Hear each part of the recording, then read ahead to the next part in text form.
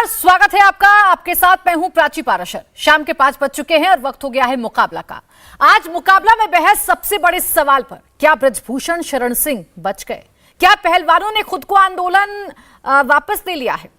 क्योंकि पहलवान अपनी नौकरी पर वापस चले गए हैं। साक्षी और बजरंग पुनिया ने रेलवे में अपनी नौकरी ये कहते हुए संभाल ली है कि उनका स्टैंड बदला नहीं है, आंदोलन जारी रहेगा, लेकिन वो रेलवे में सेवाएं देना भी जारी रखेंगे।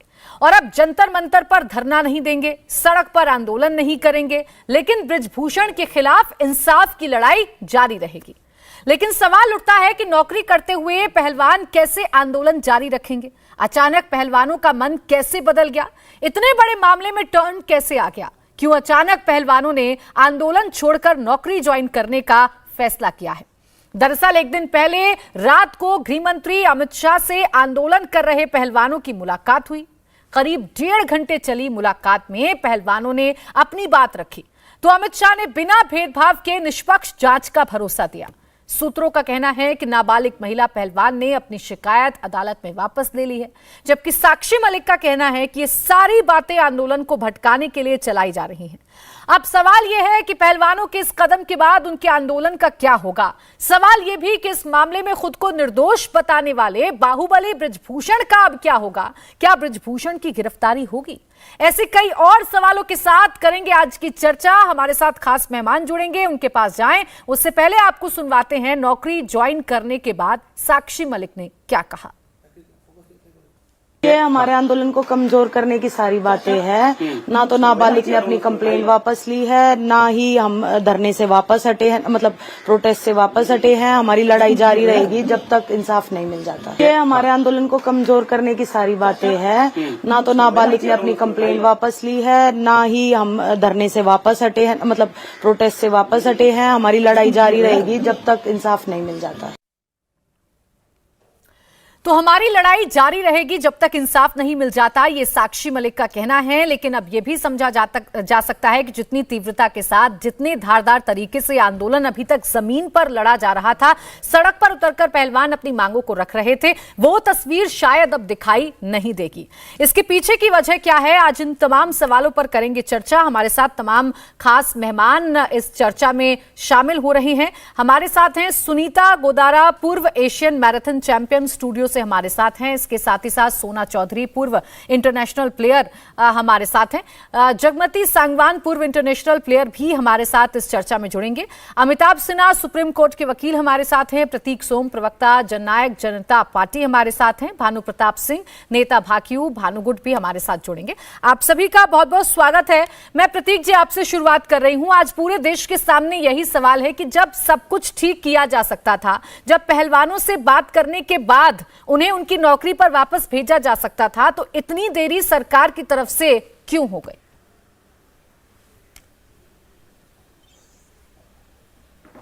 देखिए, मैं सबसे पहले अपनी पार्टी का स्टैंड क्लियर करना चाहूंगा कि बीजेपी और दुष्यंत चौटाला। प्रतीक जी, आपकी आवाज हम तक नहीं आ रही है। बेटियों और पहलवानों के जी रखिए, अपनी बात रखिए सर।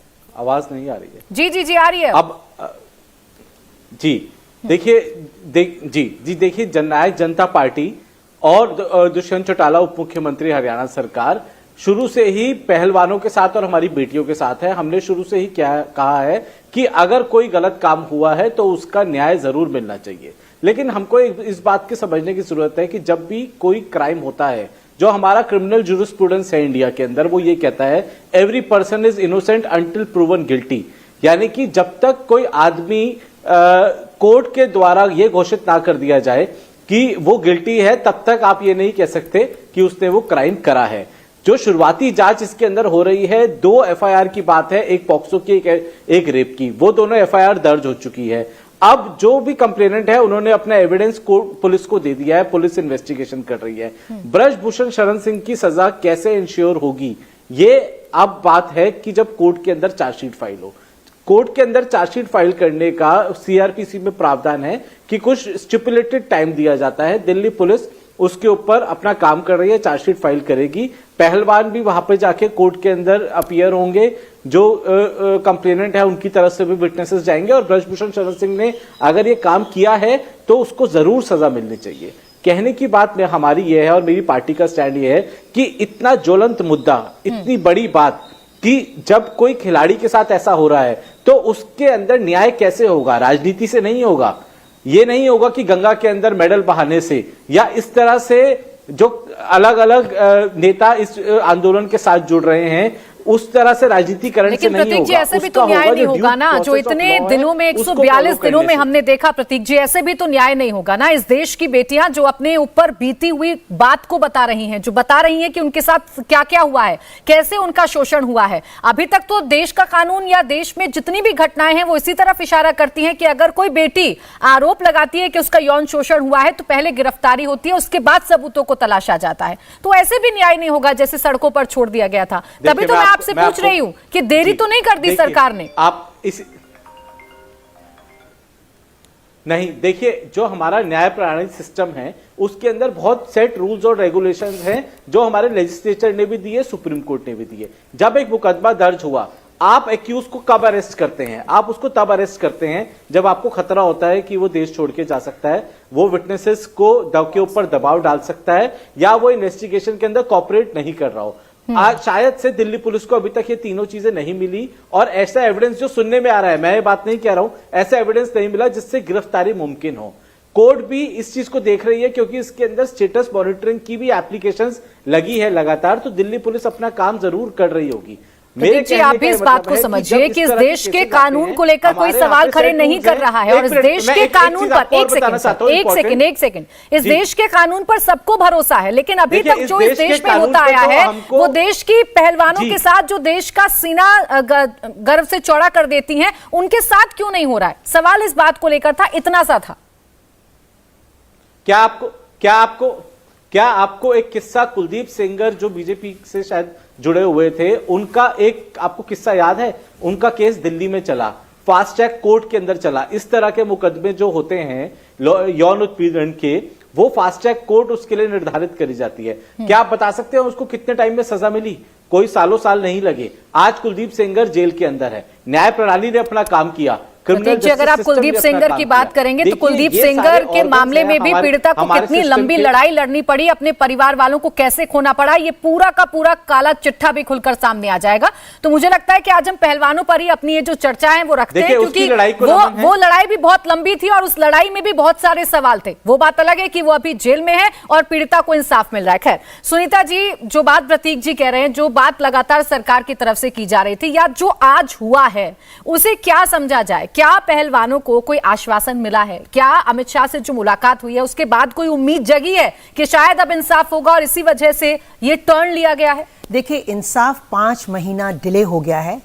कहते हैं अंग्रेजी में जस्टिस डिलेड जस्टिस डिनाइड, है ना? तो गवाहों को होस्टाइल करने का मौका मिल जाता है। ये जो रिच पावरफुल इन्फ्लुएंशियल के ऊपर जब कोई भी एलिगेशन लगता है तो ये कोशिश की जाती है, पुलिस भी इशारे का इंतजार कर रही होती है। इशारा ही नहीं मिला कि आप कुछ करो। पॉक्सो का रूल एकदम क्लियर कट कहता है, उसको लेकिन नहीं पकड़ा गया। अब डे 1 पे जब ये खिलाड़ी बैठे थे, जब ये किसी पार्टी पॉलिटिक्स को भी अलाउ नहीं कर रहे थे, उसी वक्त अगर हमारा कोई डिसिप्लिनरी पैनल होता स्पोर्ट्स मिनिस्ट्री का एज पर ओलंपिक चार्टर, तो शायद वहीं पर उसी दिन से ब्रजभूषण की शेमिंग कर दी जाती और इसको बार कर दिया जाता स्पोर्ट्स से, life ban from sports, because इसके एलिगेशन बहुत लगे थे। तो ये तो डे 1 से प्रूफ दे रहा है। इसने 15 रुपए का मेडल बोला, इसने मंत्रा बोला, इसने साक्षी और विनेश फोगाट के बारे में बहुत ही डेरोगेटरी रिमार्क्स दिए। तो ये तो प्रूफ दे ही रहा था ना पुलिस को, लेकिन कुछ नहीं सुनाई दे रहा था क्योंकि उनको सिर्फ इशारे की जरूरत थी। दूसरी बात, अब जो ये अपनी जॉब में गए हैं, 28 मई में इनकी छुट्टियां खत्म हो गई थी। इन्होंने अप्लाई किया था, वो खत्म हो गई थी। इनको इनके डिपार्टमेंट ने लेटर भेजा कि आपकी छुट्टियां खत्म हो गई, हम और छुट्टियां नहीं देंगे। अब भाई सरकारी मुलाजिम हैं, ऑफिसर्स हैं, ये ओलंपिक मेडलिस्ट हैं, इनको अपना स्पोर्ट्स डिपार्टमेंट भी संभालना है। तो दूसरी बात, पुलिस ने इनको जंतर मंतर की परमिशन नहीं दी। तो कहते ना इधर से भी ओले इधर से भी ओले, तो भाई खिलाड़ी जाएं कहाँ? उनको अपनी नौकरी भी करनी है क्योंकि वहां से भी उनको लेटर मिल गया कि अब आगे छुट्टी नहीं बढ़ाएंगे। इधर पुलिस ने उनको परमिशन नहीं दी। दूसरा, जब स्पोर्ट्स मिनिस्ट्री है, इंडियन ओलंपिक एसोसिएशन है, जो अभी भी चाहे तो एक डिसिप्लिनरी पैनल बना के एटलीस्ट इसको शेम करके ब्रजभूषण को इसको लाइफ बैन फ्रॉम स्पोर्ट्स तो कर सकती है। ये तो खिलाड़ियों के हाथ में नहीं है। हमारी लड़कियां खिलाड़ी कहां जाएं? मतलब आज से 30 साल पहले जब मैं एशियन गोल्ड जीती थी तब भी मुझे अपने एशियन गोल्ड का कैश अवार्ड लेने, जो कि रूल है, उसके लिए मुझे रिट पिटीशन दायर करना पड़ा हाई कोर्ट में। कितनी शर्म की बात है। और आज भी वही हिसाब किताब है कि कोई भी ऐसा रिड्रेसल कोई मैकेनिज्म नहीं है जहां पर जो खिलाड़ी है जब वो त्रासदी में है, चाहे अधिकारी है, स्पोर्ट्स ऑफिसर है, कोचेज हैं, सबकी प्रॉब्लम इन सब होती है। समस्याओं के बीच में सुनीता जी, ये जो कोई मुलाकात हुई है, रिड्रेसल सिस्टम नहीं है। एक दिन पहले जो मुलाकात हुई है रात में गृह मंत्री अमित शाह की इन पहलवानों के साथ जो प्रदर्शन कर रहे हैं, जो आंदोलन कर रहे हैं, ये मुलाकात क्या एक ऐसा जरिया हो सकती है जिससे गतिरोध, ये डेडलॉक अब टूट रहा है? ये एक जो मुलाकात है, ये मैं जो शुरू से कह रही थी, एक इशारा काफी है गवर्नमेंट ऑफ डे का कि आप खिलाड़ियों को सांत्वना दे रहे हैं, खिलाड़ियों को ढांढस बता रहे हैं कि आपको न्याय मिलेगा। इतना अभी तक तो कोई ये भी नहीं कह रहा था। वो अनुराग ठाकुर जी ने 2016 में बिल भी पास करने के लिए पार्लियामेंट में डाला, लेकिन उसके बाद 6 साल में उस पर कुछ हुआ नहीं। वो भी स्पोर्ट्स एथिक्स कमीशन का बिल था। तो अब अमित शाह जी मिल लिए, बहुत अच्छी बात है, क्योंकि अब पुलिस को ये तो लगा कि अमित शाह जी ने तो कह दिया कि न्याय करना पड़ेगा, तो अब पुलिस को तो न्याय करना पड़ेगा। तो ये एक प्रेशर जो मिला है खिलाड़ियों को, ये पॉजिटिव प्रेशर मिला है, लेकिन बहुत लेट मिला, 5 महीने लेट मिला। यही अगर पहले महीने में मिल जाता तो शायद बहुत अच्छा होता। ठीक है अभी तक अमिताभ हो जी, गया क्या होता, अब इस देश के सुल्तान। कानून को वाकई में किसी के इशारे की जरूरत है, जैसा अब पहलवानों की तरफ से भी कन्वे किया जा रहा है, या पहलवानों ने जो कुछ झेला, 142 दिन वो लगातार अपना आंदोलन करते रहे और अभी भी अपने सत्याग्रह को जारी रखने की बात कर रहे हैं? ये देश का कानून क्या कहता है कि अगर बेटी कोई आरोप लगा रही है तो पहले उससे सबूत के लिए कहा जाए, पहले उससे टाइमिंग पूछी जाए और उसके बाद कदम उठाया जाए? भारत का कानून सबको एक दृष्टि से देखता है, यही इसकी खासियत है। मैं इस समय यहाँ भावना की दृष्टि से नहीं, कानून की दृष्टि से जो सही है वो मैं बात करने के लिए आगे पास उपस्थित हूँ। ये एक ऐसा मसला है जो बहुत संवेदनशील है और राष्ट्रीय हित में, राष्ट्र के लिए महत्वपूर्ण है। क्यों? भारत देश की पहचान जो है अब खेल जगत में बहुत अलग बनी है, और उसके कारण ये एक अंतर्राष्ट्रीय भी, मैं मानता हूँ, ये मेरा व्यक्तिगत मानना है, लोग ना माने, ये अंतर्राष्ट्रीय भी एक हो सकता है षड्यंत्र कि भारत को कैसे इंटरनेशनल फोरम्स में नीचा दिखाना है। मैं इसमें कई लोग उसके मोहरे बन सकते हैं, ये विषय अलग है, मैं यहाँ इसकी चर्चा नहीं करूंगा। अब ये बात आती है इनके जो यौन उत्पीड़न की। मैं खुद एक दिल्ली विश्वविद्यालय के एक कॉन्स्टिट्यूएंट कॉलेज का मैं चेयरमैन था। उस समय कुछ महिलाओं का एक व्यक्ति पे, वो प्रोफेसर पे एक ऐसा ही चार्ज आया, तो मैंने वहां तुरंत आईसीसी फॉर्म की, और वो कमिटी जो है वो तुरंत, वो एक महिला प्रोफेसर है, उनको मैंने बनाया। और जब वो डिटेल फाइंडिंग आई और उसके बाद तब जो फाइंडिंग आई तो उसमें ये निकला कि वो मोटिवेटेड चार्जेस थे। मैं ये कहना चाहता हूं कि जब चार्जेस लगते हैं तो उसमें बहुत सारे फैक्टर्स होते हैं, और यही न्याय व्यवस्था और पुलिस को के ऊपर जिम्मेवारी होती है कि उसको देखे। अब ब्रजभूषण शरण सिंह का क्या करना है वो भी देखना होगा। ये जो यौन उत्पीड़न और भी महिला का, और वो भी यदि वो नेशनल इंपॉर्टेंस के और नेशनल फिगर्स हैं तो वो सेंसिटिव मुद्दा बन जाता है। इसमें और ज्यादा सावधानी की जरूरत होती है, क्योंकि वो क्या सीधे लगा रहे हैं या किसी के मोहरे बन रहे हैं, ये विषय दिल्ली पुलिस के लिए अमिताभ जी, ये भी तो जांच के बाद ही सामने आ पाएगा ना। जब जांच ही सही दिशा में नहीं बढ़ रही है, जब पहलवान संतुष्ट नहीं है, और उससे पहले ये कह देना कि कोई साजिश हो सकती है, कुछ ये हो सकता है, कुछ वो हो सकता है। नहीं अमिताभ जी, ये गंभीरता तो फिलहाल मुझे नजर नहीं आ रही है, ये गंभीरता तो मुझे नजर नहीं आ रही है। कैसी बात कर रहे हैं आप? वो पहलवान इस देश के लिए मेडल लेकर आए हैं। मैं आपके एजेंडे को फॉलो करूं क्या? ये कोई एजेंडा नहीं है, पहले क्लियर कर लीजिए अमिताभ जी। मैं आपसे कानून की समझ लेने के लिए मैंने आपको बैठाया था, कोई एजेंडा फैलाने के लिए मैंने आपको यहाँ नहीं बैठाया। प्लीज सर, नहीं, ये कोई एजेंडा नहीं है। पहलवानों की बात करना कोई एजेंडा नहीं हो सकता है। आपसे कोई सवाल पूछ लेना कोई एजेंडा नहीं हो सकता है। आप भी तय कर लीजिए। मैंने आपने गोदारा जी से तो कुछ नहीं पूछा। अच्छा, अब आप मैंने ये तो तो सब कुछ तय कह नहीं दिया, करेंगे ना, आप एक गलत सेकंड। कह रहे हो। अब आप ये इसलिए- तो तय नहीं करेंगे कि मुझे किससे क्या पूछना है और किससे क्या नहीं पूछना है। नहीं तो काउंटर मुझे क्वेश्चन ये- आया आपने मुझे, तो मैं अभी आपसे कहा पूछूंगी। कि आपके कॉलेज में मैंने जब ये शिकायत कहा आई कि तब सुप्रीम कोर्ट आपने ने आईसीसी माननीय बनाई, सुप्रीम कोर्ट- तब आपने वो कमेटी सुनिए। बनाई। पहले ही आप गलत थे। अरे आप लॉ के हैं, आप पहले ही गलत थे। आपके यहाँ जब शिकायत आई तब आपने कमेटी बनाई। सेक्सुअल हैरेसमेंट कमेटी कहाँ थी आपकी?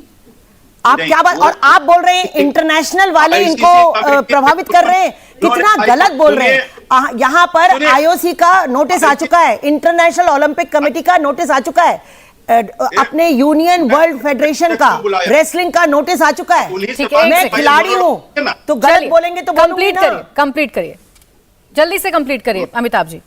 मेरे से कुछ नहीं पूछा बोल रहे हैं, मैंने जल्दी सब बोल दिया। वाला हूं, मैं मेरे पास भी समय की कमी है, माफी चाहता हूं। मैं इतना कहना चाहता हूं कि जब माननीय सुप्रीम कोर्ट ने इस मामले में संज्ञान लिया, सुप्रीम कोर्ट ने इनके सभी कंप्लेंट्स को खुद देखा, बंद लिफाफे में वो आया था, और उसके बाद उसने कहा यदि उसको इतना गंभीर मसला लगता, उसने कहा एफआईआर दर्ज करो। और एक मैं आपको बताना चाहता हूं, इन्वर्टेड कॉमा में ये एक बहुत खास बात है कि वो इंडिपेंडेंट और विदाउट एनी इन्फ्लुएंस, वो निष्पक्ष और बगैर किसी के दबाव में ये इंक्वायरी हो, ये सुप्रीम कोर्ट ने अपने जजमेंट में कहा है। ठीक तो कैसा निष्पक्ष और कैसा बगैर दबाव के, मतलब उसमें जो ये आंदोलन धरना है उसका भी दबाव मत मानो और निष्पक्ष उसमें जांच करो। उसमें बहुत सारी बातें आ रही हैं। अभी ये भी बात आई है कि पॉस्को की जो चार्जेज हैं, उस लड़की की उम्र पड़ी है, पॉस्को में नहीं आती है। और मैं बातें आपको तो एक बहुत जानकारी सारी दे अब दूं, आ रही है अमिताभ जी, एक बातों मिनट, पर एक जाएंगे, मिनट, मैं बातों पर जाएंगे तो टेक्निकल बात चर्चा कर और रहा हूं। लंबी पॉस्को खिंच जाएगी, एक्ट लेकिन आप पॉस्को इस बात को भी जरा एक्ट समझिए ना। एक POCSO second act Amitabh ji, section इस बात को भी तो जरा समझिए ना कि सुप्रीम बहुत कोर्ट को गंभीर है। दखल अंदाजी करनी पड़ी, तब जाकर तो एफआईआर दर्ज हो पाई है। ये भी तो मैं आपको आप इस चीज पर भी तो जानकारी दे रहा हूं, एम्फेसाइज करिए। मैं। अब एक सेकेंड अमिताभ जी, बाकी खिलाड़ी भी हैं। पॉस्को एक्ट का सेक्शन 8 और सेक्शन 12 जो है वो नॉन कॉग्निजेबल बेलेबल ऑफेंस है। ठीक है, ठीक है। और मैं आप यही ब्रजभूषण कहना के चाहता साथ हूं, रहिए। ये कौन तय करे?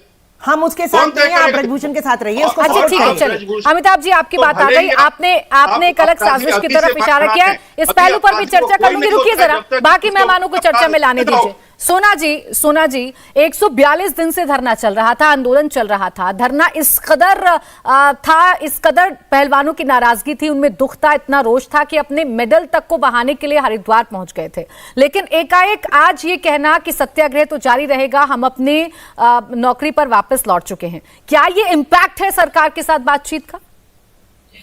प्राची, जहां तक मेरा मानना है, मुझे लगता है कि खिलाड़ी एक बहुत ही पॉजिटिव माइंडसेट का इंसान होता है और स्टार्टिंग से उन्हें ये ट्रेनिंग दी जाती है कि औरों में खुद को खो के मैं को पाना ये बहुत बड़ा काम है।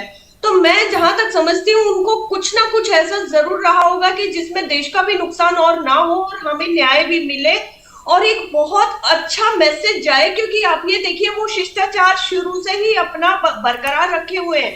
उन्होंने अपनी एक सच्चा खिलाड़ी होने की स्टार्टिंग से ही अपनी वो दे दी है, एक जो मैसेज होता है।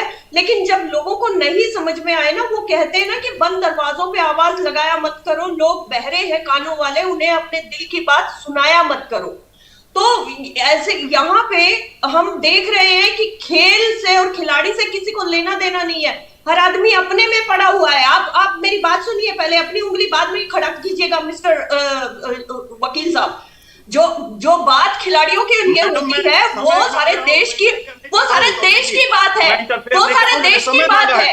नहीं, आप जब बोले मैंने कोई बात नहीं बोली, आप प्लीज चुप रहिए, आप चुप रहिए। आप बोले आपको इतना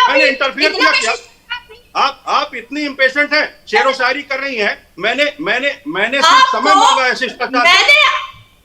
आप बोल लीजिए, आपको इतना सभ्यता नहीं है, इतना शिष्टाचार नहीं है कि कोई महिला जब बात कर रही है तो बीच में नहीं बोलते। सभ्यता पहले हमारी बात सुनिए, मेरी बारे में आप नहीं बोलेंगे। आपने सुनीता दीदी के लिए बोला कि सुनीता कि मुझे कुछ कहना है, मैंने कुछ कहना है आपको।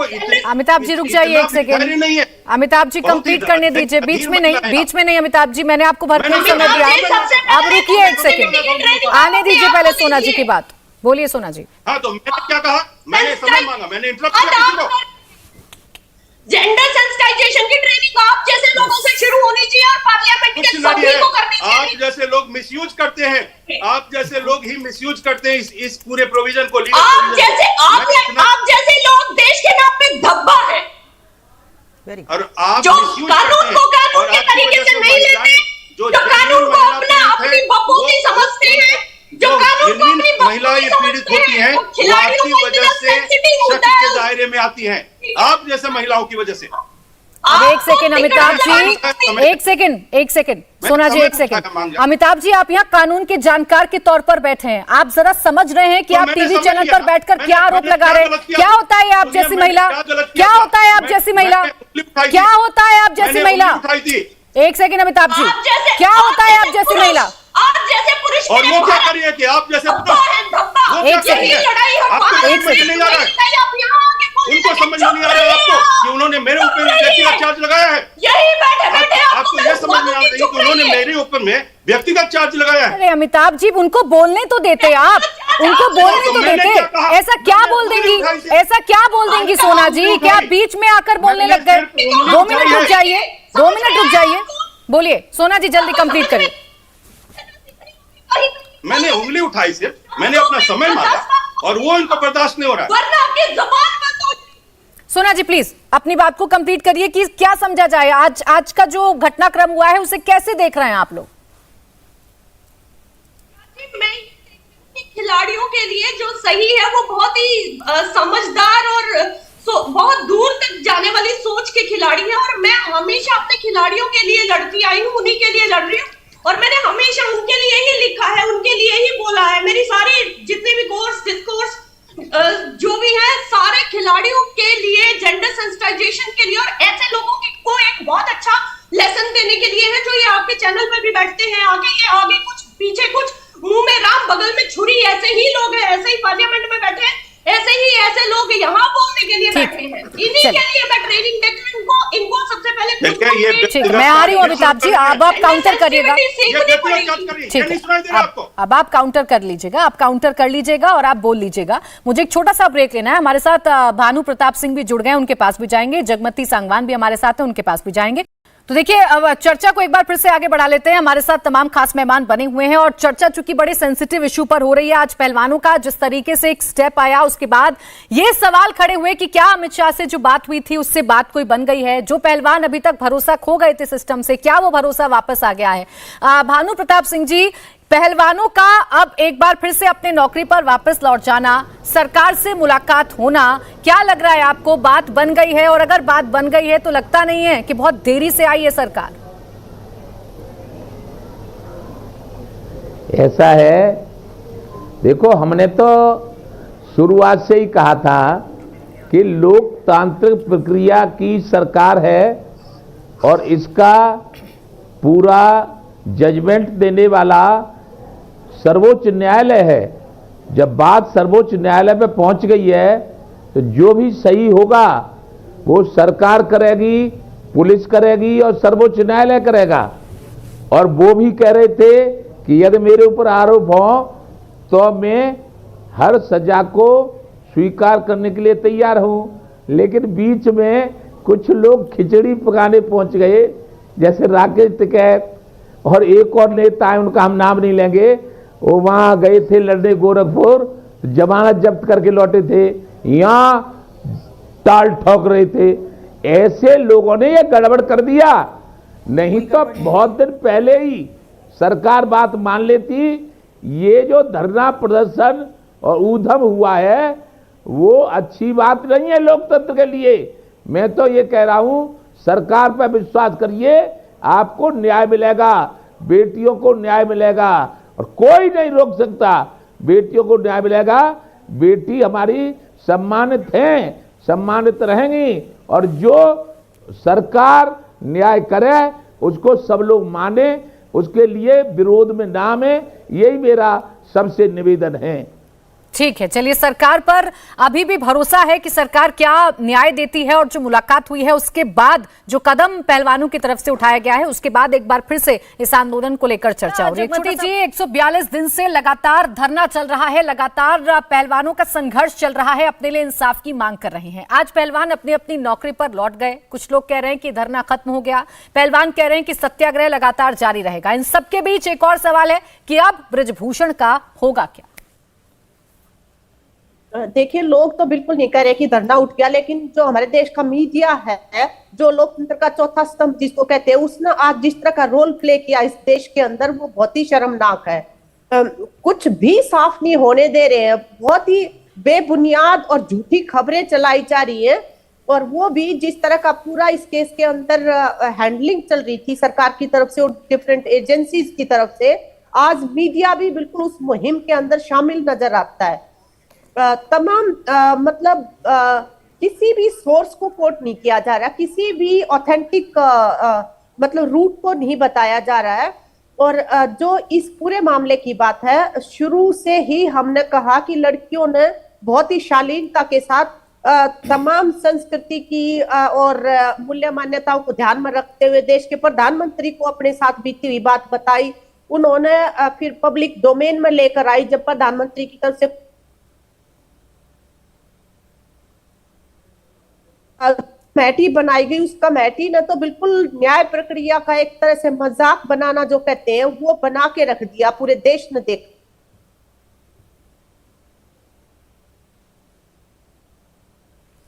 ठीक है, मैं सांगवान जी लौटूंगी आपके पास। आपकी ऑडियो में थोड़ी दिक्कत हो रही है, लेकिन चूंकि आप मीडिया पर और चौथे स्तंभ पर सवाल खड़े कर रहे थे, तो मैं थोड़ा सा क्लेरिफिकेशन दे दूं कि तमाम पहलू इस पूरे आंदोलन के दिखाए गए हैं। आज जो भी खबरें आ रही हैं, जिस भी तरीके से आ रही हैं, वो दिखाई जा रही हैं। साक्षी को भी सुनवाया जा रहा है, सरकार क्या क्या दावा है वो भी बताया जा रहा है, क्योंकि हम भी चाहते हैं कि पहलवानों को इंसाफ मिले। हम भी चाहते हैं कि पता चल जाए कि आखिर इस देश में ये हो क्या रहा है कि देश की महिला पहलवान जो कि मेडल लेकर आती हैं, दिन रात मेहनत करती हैं, उन्हें सड़क पर उतरना पड़ रहा है।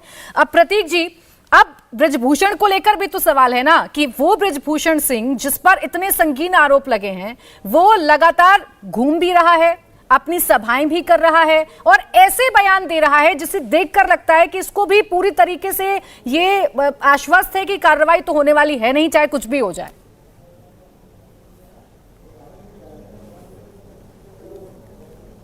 देखिए, ब्रजभूषण शरण सिंह आज के टाइम में एक एक्यूज्ड है। दिल्ली पुलिस उसको जब बुलाएगी उसको जाना चाहिए, अगर वो नहीं जाता तो वो जरूर अरेस्ट होगा। आश्वस्त आप उसको इस तरीके से नहीं कह सकते कि उसको किसी तरह की किसी ने गारंटी दी हो। जहां तक मुझे पता है कि इस सरकार का ऐसा ट्रैक रिकॉर्ड नहीं रहा है कि वो इस तरह के लोगों को जो यौन शोषण के आरोपित हो उनको किसी लिए बचाना चाहेगी। बहुत जरूरी बात ये जानने की है कि जिन लोगों ने ये आरोप लगाए हैं, जो हमारे पहलवानों ने आरोप लगाए हैं, वो अगर हम बात करें तो इंटरनेशनल रिप्यूट तक वो लोग इंडिया के लिए लाए हैं। जो मेडल्स लाए हैं, इंडिया को उन्होंने इंटरनेशनल लेवल पे गौरवान्वित किया है। कुछ ना कुछ तो ऐसी वजह होगी जो उनको ये कदम उठाना पड़ा। वो इस तरह के लोग नहीं है कि ठीक है कोई खाली बैठा है तो सोच रहा है कि किसी पॉलिटिशियन को डिफेम कर दे। इस तरह का कंप्लेनेंट का प्रोफाइल नहीं है। लेकिन उसके साथ साथ मैं ये कहना चाहूंगा कि अगर थोड़ा सा सब्र पहलवानों के लिए बहुत जरूरी है। ये मुहिम मैं शुरू से कह रहा हूं, हर चैनल पे कह रहा हूं, ये मुहिम अपनी सारी स्टीम खो देगी जिस दिन इसका राजनीतिकरण होगा। इसका राजनीतिकरण होने से ही शायद ब्रजभूषण को फायदा मिल रहा है। अगर ये जब एफआईआर नहीं लिखी गई, सुप्रीम कोर्ट के अंदर पहलवान गए, सुप्रीम कोर्ट के अंदर केंद्र सरकार ने हलफनामा थ्रू सॉलिसिटर जनरल दायर किया कि हम इसके अंदर एफआईआर लिख रहे हैं। पूरी मीडिया के अंदर क्या चल रहा है, लोगों को क्या बताया जा रहा है कि सुप्रीम कोर्ट ने डायरेक्शन दी कि एफआईआर लिखी। इसीलिए मैं कहता हूं कि लोग भ्रमित हो रहे हैं, इसका राजनीतिकरण हो रहा है। शायद केंद्र सरकार का इसके अंदर कोई रोल नहीं है। और वैसे भी एक और आपको चीज बता दूं कि रेसलिंग फेडरेशन ऑफ इंडिया जो है वो केंद्र सरकार के अधीन नहीं है, वो ऑटोनॉमस बॉडी है। अगर ठीक है ब्रजभूषण शरण सिंह उनका सांसद है तो वो ये नहीं हो सकता कि जबरदस्ती उनको बोले कि रेसलिंग फेडरेशन से आप हट जाइए। हालांकि अब वो हट गए हैं। वो ये नहीं पुलिस को कह सकते कि अगर इनके खिलाफ कोई एविडेंस नहीं आया तब भी आप अरेस्ट करें। अगर पुलिस को ठीक लगता है, उनको लगता है कि इस आदमी ने इस तरह का अपराध किया है, ये इन्वेस्टिगेशन में कोऑपरेट नहीं कर रहा है, तो इसको अरेस्ट करना चाहिए। चलिए इनको भी हटा लीजिए। केंद्र सरकार के लिए मैं 1% आपकी सारी बातें मान लेती हूँ, लेकिन ब्रजभूषण पर जो मैंने आपसे सवाल किया था, ब्रजभूषण सिंह पर जो मैंने आपसे सवाल किया था, वो सवाल इसलिए किए थे क्योंकि कई बयान हैं। जब से ये आरोप लगे हैं, जब से एफआईआर की कॉपी सबके हाथ में आ गई है, जब से पता चल गया है कि एफआईआर में कितने संगीन आरोप हैं, महिला पहलवानों ने क्या क्या बताया है, उसके बावजूद वो हंसता हुआ चेहरा अभी भी सार्वजनिक मंचों से नजर आ जाता है। इसलिए मैं आपसे सवाल पूछ रही थी। देखिए, एफआईआर जो हमारा सेटल्ड लॉ और प्रिंसिपल है, मैं खुद सुप्रीम कोर्ट के अंदर एडवोकेट हूं, FIR is not a gospel truth. अगर एफआईआर के अंदर जो आरोप लगाए गए हैं उनका साक्ष्य देने की जिम्मेवारी जो है वो कंप्लेनेंट की है। अब अगर उसके अंदर एविडेंस आए हैं नहीं आए मेरे को नहीं पता, ब्रजभूषण शरण सिंह क्यों हंस हंस के बयान दे रहा है ये शायद उसी को पता होगा, लेकिन इस तरह के जो संगीन आरोप है अगर इसके अंदर एविडेंस हो तो ब्रजभूषण शरण सिंह क्या देश का चाहे सबसे ताकतवर इंसान भी हो उसकी जगह सिर्फ जेल के पीछे ही है। लेकिन तो कोई आम भी और खास आरोप में क्या साक्ष्य के कानून भी बिना भेदभाव अधूरा है। करेगा प्रतीक जी? अभी तक तो जितने भी एफआईआर दर्ज होती हैं, जितने भी ऐसे आरोप लगते हैं, जितने भी ऐसे मामले सामने आते हैं, मुझे जहां तक जानकारी है इतना मुझे पता है कि अगर कोई लड़की जाकर बयान दे दे कि उसके साथ क्या क्या हुआ है, वो एफआईआर दर्ज करवा दे तो ये काफी होता है कार्रवाई करने के लिए, कदम उठाने के लिए, सख्ती दिखाने के लिए। सुनीता जी, अभी जो अमिताभ जी कह रहे हैं, जो प्रतीक जी कह रहे हैं, ऐसा आप लोगों को लग रहा है कि ब्रजभूषण की मुश्किलें तो बढ़ेंगी क्योंकि कानून देश का सख्त है? बिल्कुल सही कह रही हैं आप, बिल्कुल सही कह रही हैं। मुश्किलें तो उसकी बढ़ेंगी क्योंकि उसने बहुत से डेरोगेटरी रिमार्क्स भी दिए हैं। जब मुश्किलें तब बढ़ेंगी जब हमारे पास में एक डिसिप्लिनरी पैनल आ जाएगा, और अनुराग जी को ये बहुत अच्छे से पता है। दूसरी बात जो आप कह रहे हैं ना, हमारी जो फेडरेशंस है ना, वो हमारे खिलाड़ियों को गिनी पिग समझ के उनकी ऐसी की तैसी करते रहते हैं। वो सिर्फ इसलिए कि आप जैसे जो पावरफुल लोग हैं वो उनको कहते हैं वो तो स्वायत्त हैं, हम तो उनसे कुछ कह ही नहीं सकते। सॉरी, वो पब्लिक सर्विस दे रहे हैं और जो भी संस्था पब्लिक सर्विस देती है उसकी जवाबदेही भी होती है। सरकार उसको पैसा देती है, फंडिंग करती है, तो जब सरकार फंडिंग करती है तो सरकार को उससे जवाबदेही भी लेनी चाहिए। और अगर हमारी केंद्र सरकार का इसमें बहुत बड़ा रोल आता है, एक तो इशारा काफी था जो मैंने पहले बता दिया, दूसरा स्पोर्ट्स मिनिस्ट्री का बहुत बड़ा रोल आता है, इंडियन ओलंपिक एसोसिएशन का बहुत बड़ा रोल आता है। फेडरेशन सबसे ऊपर नहीं है, वो इंडियन ओलंपिक एसोसिएशन के अंडर आती हैं।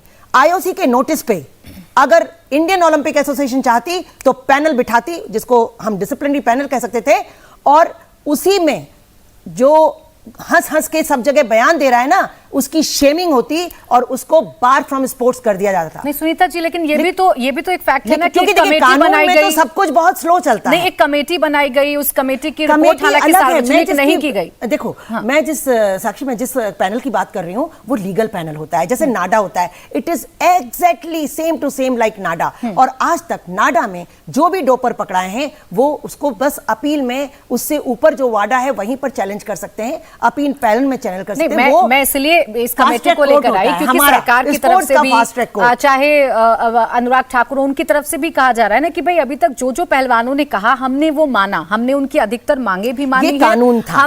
हम स्पोर्ट्स की बात कर रहे हैं, स्पोर्ट्स लॉ की बात कर रहे हैं, हमने कमेटी भी बनाई। तो क्या इन तमाम चीजों पर भी यकीन नहीं था? जो कमेटियां बनी, जो जांच बिठाई गई, या जो कमेटी की रिपोर्ट आई, हालांकि वो सार्वजनिक नहीं की गई। देखिए, कमेटी में आपने 11 लोग रख दिए, वो भी ओलंपियन से आपने सब सोच के रख दिया। वो एक कमेटी थी, वो कोई डिसीजन नहीं ले सकती थी, ठीक है। और जो कमेटी बनाई वो गवर्नमेंट ने बनाई, उसको भी इशारा चाहिए था, नहीं मिला होगा।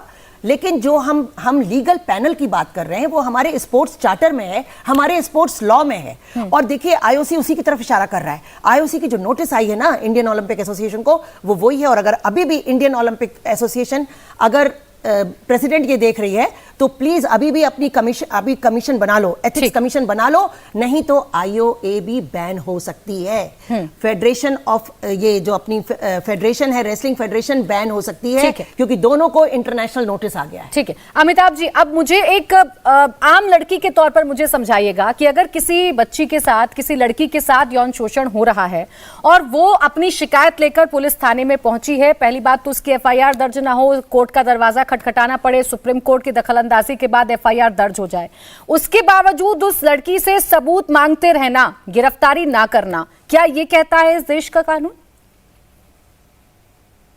देखिए प्राची जी, ये जो कानून है वो भावना के अलावा उसमें बहुत सारी और भी चीजें होती हैं। उसमें होता है न्याय की व्यवस्था क्या बनेगी, और चूंकि बहुत सारे ऐसे केसेज आते हैं इसमें कि कानून का मिसयूज किया जाता है, इसलिए बहुत सावधानी से। और जो डॉक्ट्रिन है, अभी प्रतीक जी ने भी बताया था, डॉक्ट्रिन है कि कोई भी एक निरपराध व्यक्ति, उसको सजा नहीं। इसके कारण जो निरपराध व्यक्ति को बचाने की प्रक्रिया कानून के मूल भावना में है, इसकी वजह से ये सारी व्यवस्था है। मैं आपको पॉस्को एक्ट सब लोग चिल्ला रहे हैं।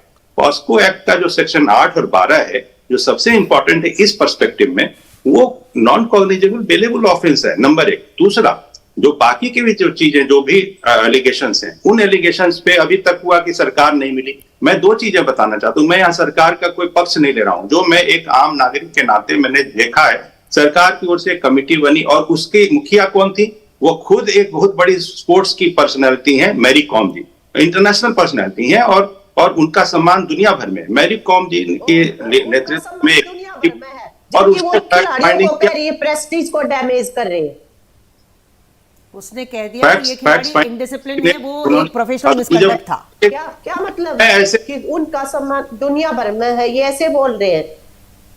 किसी को इंटरफेयर नहीं किया, मुझे कोई इंटरफेयर नहीं करेगा। बोलने दीजिए एक सेकंड, जगमती जी बोलने दीजिए, सोना जी बोलने दीजिए, बोलने दीजिए एक second. If the facts are wrong, we are not going to tolerate. Amitabh ji थोड़ा कानून के बारे में समझा रहे हैं तो जरा समझ लीजिए। एक सेकंड रुक जाइए, बोलिए अमिताभ जी।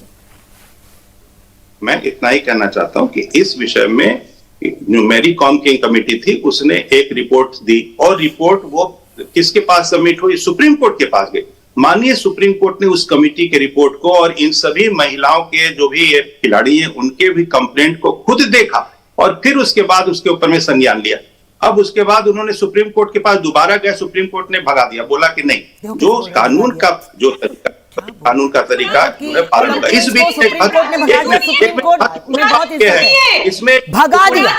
एक में महत्वपूर्ण बात यह है, आप ओलंपियन के लिए ऐसे बोलोगे कि सुप्रीम कोर्ट ने भगा दिया। थोड़ी सी सेंसिटिविटी आप भी रख लीजिए, थोड़ी सी सेंसिटिविटी आप भी रख लीजिए। आप तो कानून के अगर जानकार हैं, सुप्रीम कोर्ट के वकील हैं, ये भगा देना शब्द अगर आप देश के मेडलिस्ट के लिए इस्तेमाल करेंगे तो आपत्ति तो होगी ना। आप सीधा कहिए स्वीकार नहीं की, आप कह सकते हैं झटका लग गया, भगा दिया शब्द नहीं हुआ है, आप उसको अपराधी बता रहे हैं, ये भी गलत है।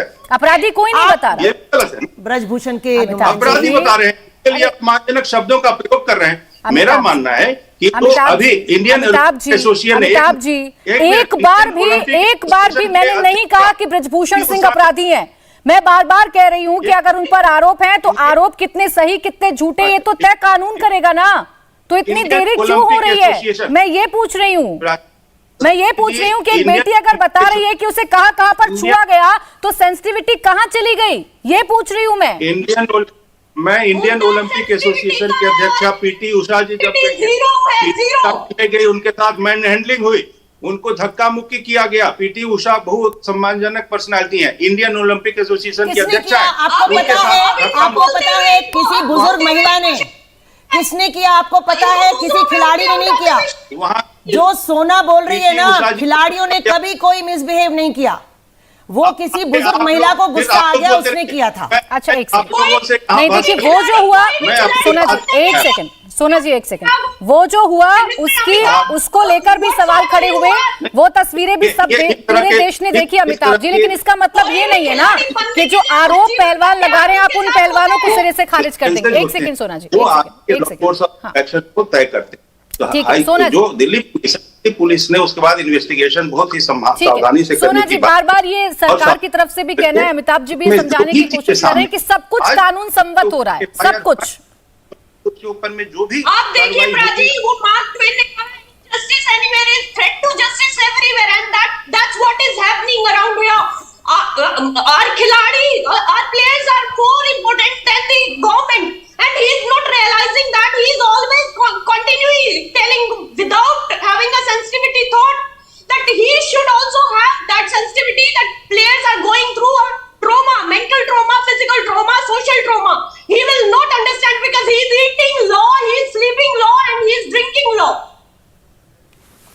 लेकिन सब कुछ कानून के मुताबिक हो रहा है, ये अमिताभ जी कह रहे हैं। सेंसिटिविटी को लेकर उनसे सवाल पूछा गया कि भाई सेंसिटिविटी रखिए।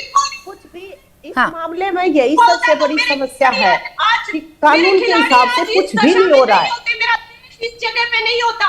खिलाड़ी जरूरी है या ऑफिशियल, हमें ये तय करना होगा। खिलाड़ी मेडल लेके आता, ऑफिशियल कोई भी ये जो बनते हैं, जो भी ये गवर्नमेंट के ये जो आप बता रहे हो, जिस भी ये जो ब्रजभूषण है, ऐसे लोग आपको बहुत मिल जाएंगे देश में, लेकिन खिलाड़ी करोड़ों में कोई एक मुश्किल से बन पाता है। ठीक है अमिताभ जी, उस पर भी यकीन नहीं है। अभी सोना जी, जगमती जी दोनों एक सुर में कह रही है कि यकीन नहीं है हमें, जो भी कदम उठाए जा रहे हैं यकीन नहीं आ रहा है। प्राची जी, अब एक सेकंड सोना जी, एक सेकंड जगमती जी, एक सेकंड बोलिए। कानून को लागू नहीं किया जा रहा, कानून को लागू नहीं किया जा रहा, बिल्कुल कानून की बताइए अमिताभ जी। वायलेशन। ठीक है जगमती जी, एक सेकंड बताइए अमिताभ जी।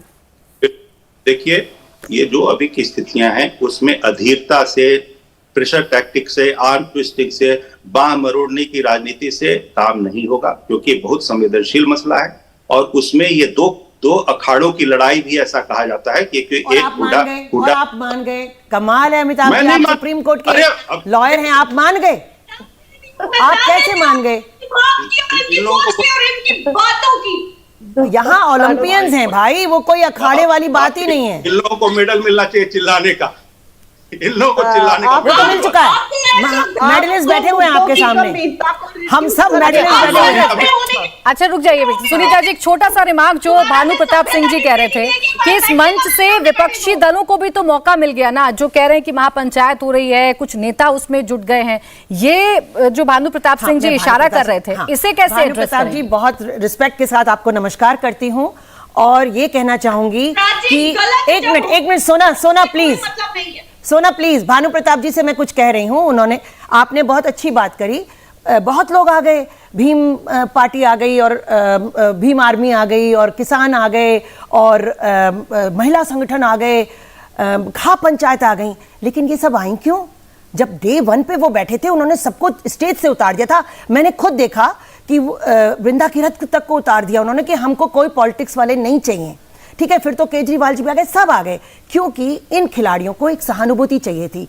अगर दूसरी पार्टी के लोग, मैं तो बहुत खुश थी कि देखो अब खिलाड़ियों को कितना कुछ मिल रहा है इस गवर्नमेंट ऑफ द डे में, बीजेपी कितना कुछ कर रही है खिलाड़ियों के साथ, बहुत खुश थी मैं कि हमारे टाइम में नहीं थी, लेकिन इनको तो बहुत बहुत सम्मान मिल रहा है।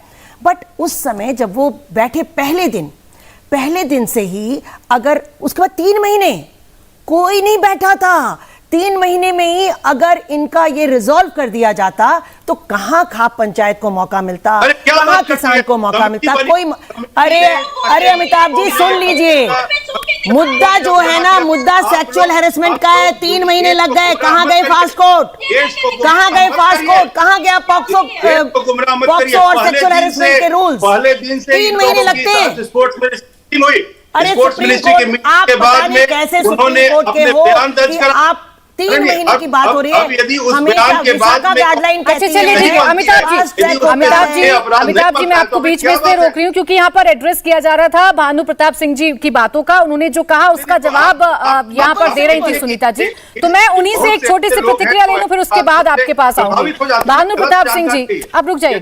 भानु प्रताप सिंह जी, जो सुनीता जी कह रही है कि एक सहानुभूति की जरूरत थी, एक साथ की जरूरत थी, और इसी वजह से विपक्षी दल आते चले गए, खाप महापंचायतें जुड़ती चली गई और पहलवानों को लगा कि भाई उनको साथ मिल रहा है।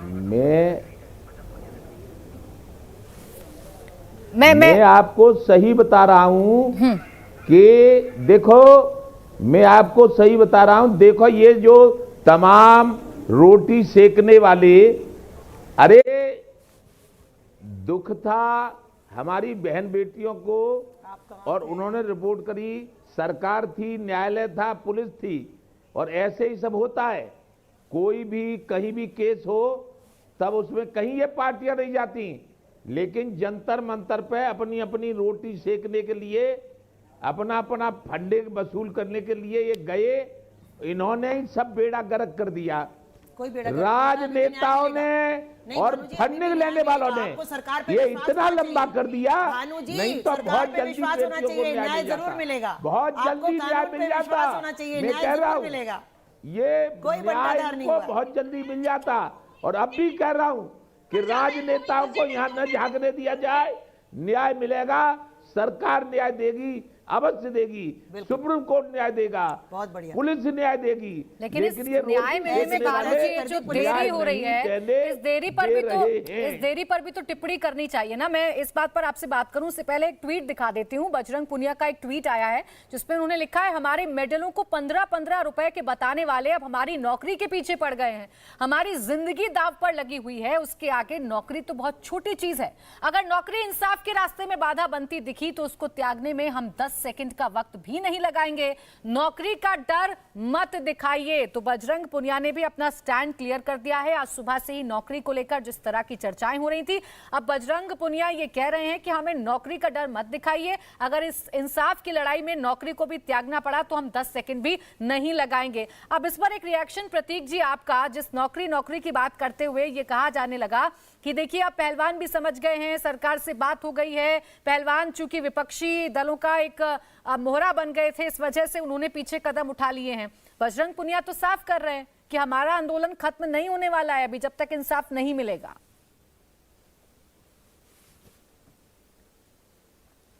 देखिए, आपने खुद ही ये बात बोली थी स्टार्टिंग में कि कई टाइम से ये पहलवान छुट्टी पर थे और गवर्नमेंट के सर्विस रूल्स होते हैं, इसीलिए उन्होंने ज्वाइन किया होगा। इस पे क्लैरिफिकेशन पहलवानों ने खुद ही ट्विटर पे दे दिया है कि भाई हमारा आंदोलन जारी रहेगा।